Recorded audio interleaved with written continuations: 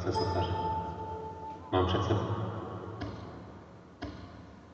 Nikdy jsem četl, že život je jako práce sochaře. Mám před sebou velký kámen a mohu z něj udělat krásné umělecké dílo. Ale já jsem špatný sochař. Už tolikrát jsem se povedl. Už tolikrát jsem odklonil vláto od středu kamene a odštípl tím důležité části života. Studoval jsem sochařství a přesto je mé dílo tak nedokonalé. Sekal jsem, hledal správný tvár, vrhal jsem se stále novým a novým nadšením na kámen mého života. Teď kousek poodstoupím a podívám se, jak můj život vypadá. No, co na to říct? Pořád přece můžu druhým tvrdit, že to je moderní umělecké dílo, i když z toho zbyla jen hromada štěrku.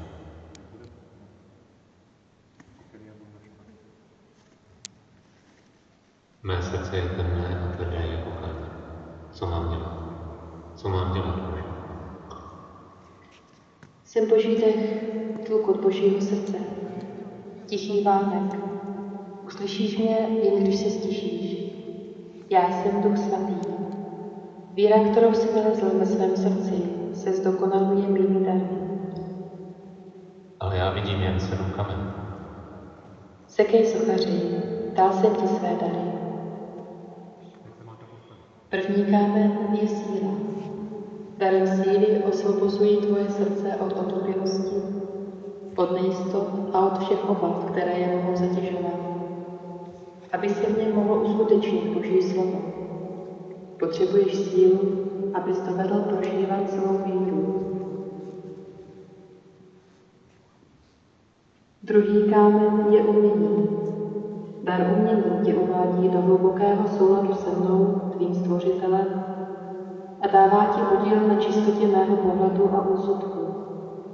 Skrze krásu stvoření tak můžeš poznávat velikost a lásku Boží. Třetí kámen je bázeň Boží. Tento dar ti připomíná to, jak jsi malý ve srovnání se mnou a mou láskou. Bázeň Boží tě nečiní plachým a potajným, ale přesvědčeným a horlivým křesťanem, který není podán ze strachu, ale protože ho dojala a získala moje láska. Čtvrtý kámen je rozum. Dar rozumu to nejsou intelektuální schopnosti, ale dostáváš skrze něj schopnost pronikat hlouběji za vnější sled skutečností a zkoumat hlubiny Božích záměrů. Dává ti dnem za dnem růst a hlouběji chápat to, co jsem řekl a učinil já, tvůj Bůh. Pátý kámen je zbožnost.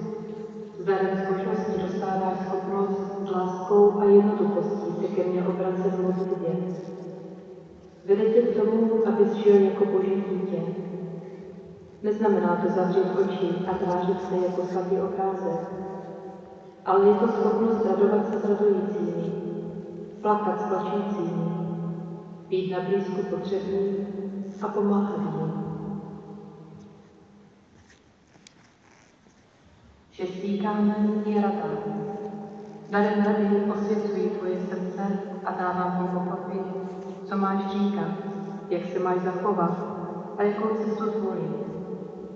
Učíš se v něm odkládat svoji logiku, často diktovanou uzavřeností, předsudky a ambicemi. A ptáš se na to, co se líbí mně, tvému Bohu.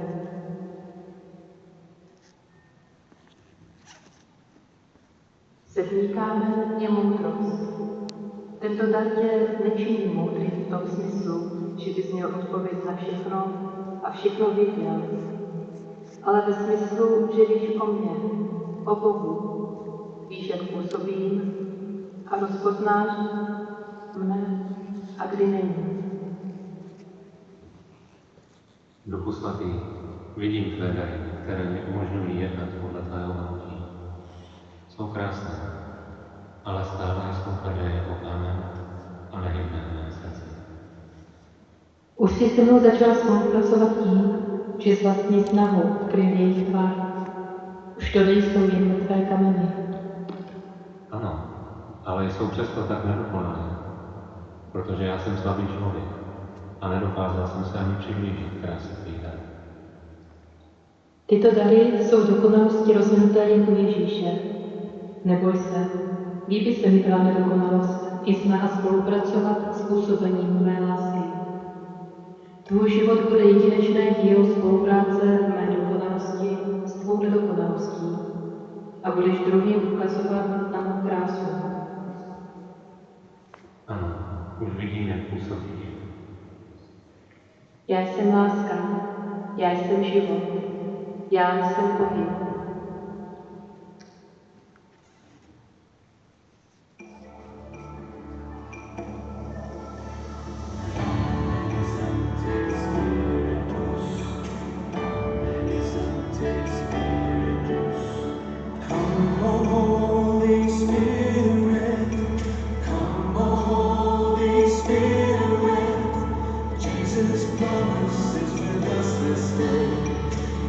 Jesus promises with us this day.